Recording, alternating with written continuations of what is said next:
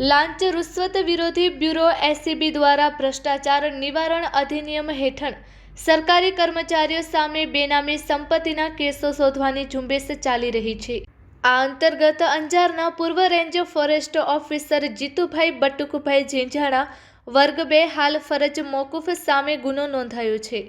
એસીબીની તપાસમાં બહાર આવ્યું છે કે ઝીંઝાણાએ તેમને કાયદેસરની આવકના પ્રમાણમાં 100.70% વધુ અપ્રમાણસર મિલકતો પોતાના અને આશ્રિતોના નામે વસાવેલ છે।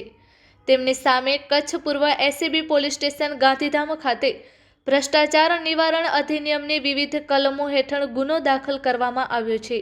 આ કેસની વધુ તપાસ પાટણ એસીબી પોલીસ સ્ટેશનના પીઆઈ એમજે ચૌધરીએ સંભાળી છે।